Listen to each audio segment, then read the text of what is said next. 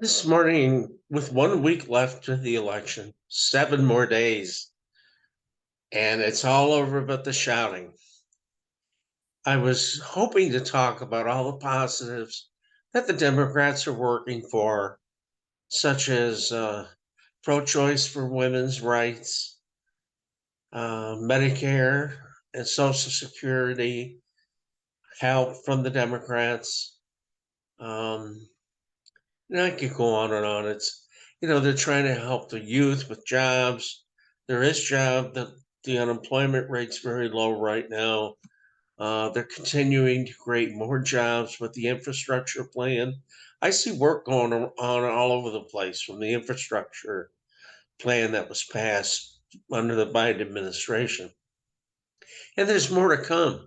I mean, they're fighting inflation and recession at the same time. I've lived through inflation and recessions. They're not easy. I mean, it's not going to be over tomorrow. We got to work together and help them get along through this. And I trust Biden because the man's got experience. He's been through this stuff before. They're going to get this straightened out and we're going to be fine. But then I start reading the news media this morning. What smacks me in the face? I suddenly feel like I'm back in high school. Let's call it GOP High School.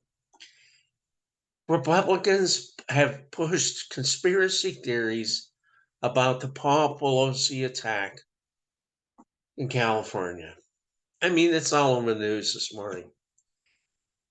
They're either joking or promoting unfounded conspiracy theories about the attack on an 82-year-old man.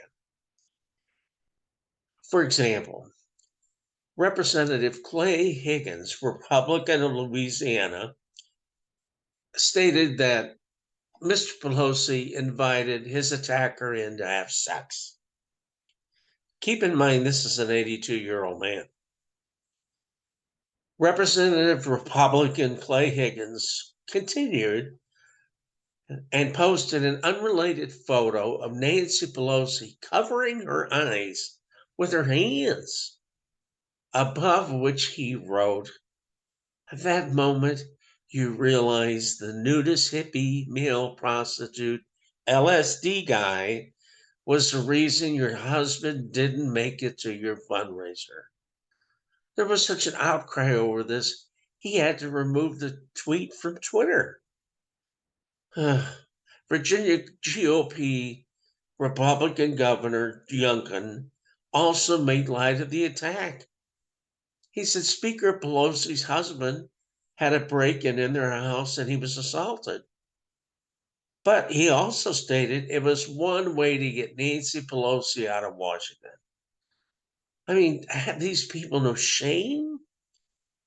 Anyway, and then the piece de resistance is Donald Trump Jr., who shared an Instagram photo of a hammer and a pair of underwear, stating, "I got my Paul Pelosi costume ready." Folks, if this doesn't feel like you're back in high school with all the gossip and the rumor mongering going on in the background behind your back, then I'll eat my cup of coffee, which is sitting right here. Cheers.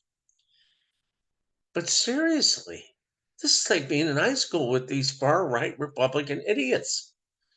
So, look at the positives. This is a joyous time for us. We're going to push through all of this insanity and get Democrats elected who are going to do things for the people. They're worried about us in the middle.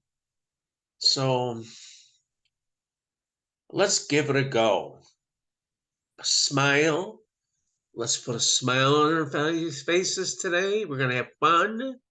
This is going to be 1 week of joyous happiness. Do check with your friends if they haven't voted. Encourage them to get out and vote.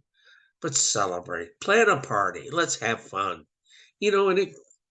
And if you had any sense, don't go online. Don't read none of this nonsense.